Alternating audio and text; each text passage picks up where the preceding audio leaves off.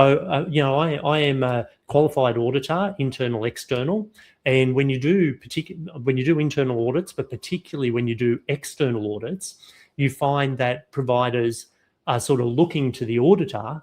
What is it that you want to see? Tell me how you want things to be done. Tell me what you want me to show.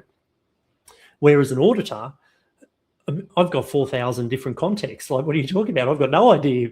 In some ways, we've got some basics, but we've got no idea what your context is. That's where self-assurance is coming in. You need to be confident that you understand all of that complexity in your context, and then you need to be able to demonstrate back to us.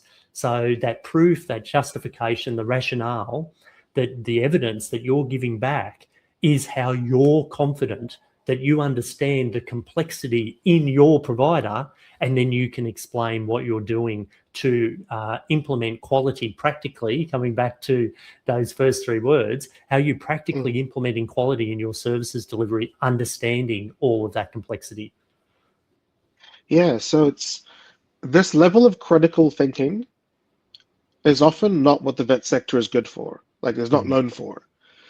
And something that I've seen as a pattern across multiple providers, multiple people, is the pursuit of the answer.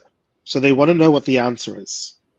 So quite often they'll bring up a situation and the first thing they'll ask is saying, what do other people do? They want to know maybe safety in numbers, I guess. Like if somebody else is doing that, there's less chance we'll both go to prison. So that if that's the obsession with finding the answer.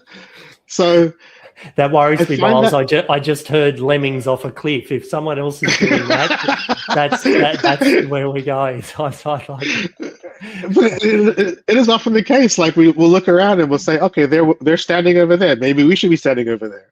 Why are we standing here? Has anyone asked why we're standing here? Maybe we should go over there. That's what the vet sector is very much like. And this absolute obsession to find the answer makes us really ignore the actual questions that are important.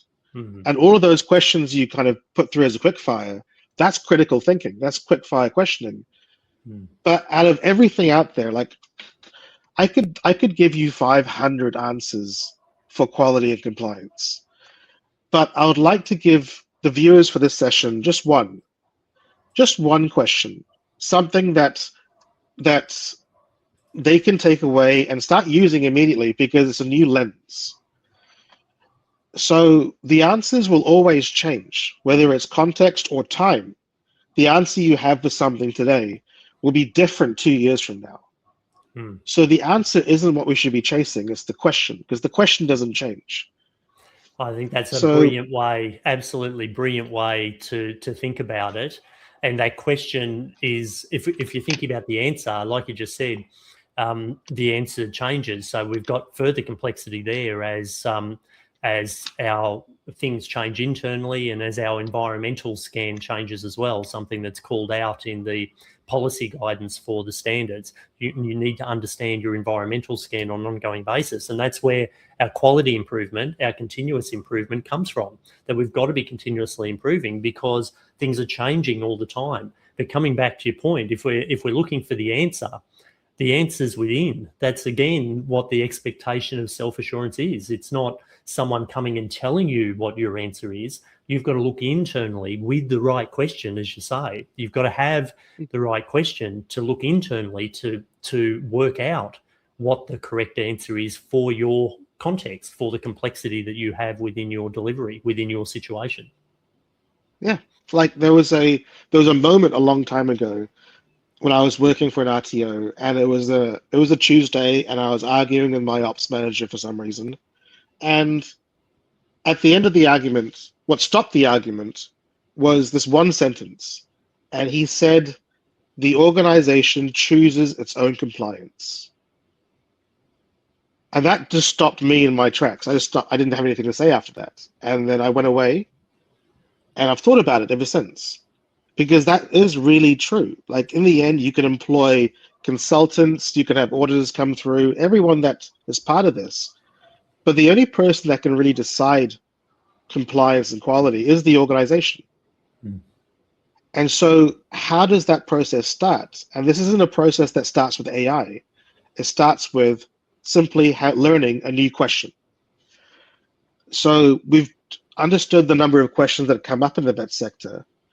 The most common question I see in my day-to-day is the question, what does that mean?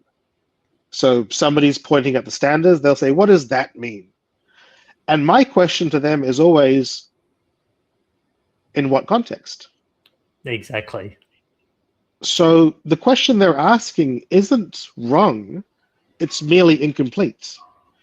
So I'd like you guys, the people watching today, I'd like you to learn the rest of the question, which is, what does that mean for our RTO and the training product? That's the other half of the question. And when you start looking at the standards with that lens, things start to become clearer. Because you're no longer trying to answer the question in the context of everything.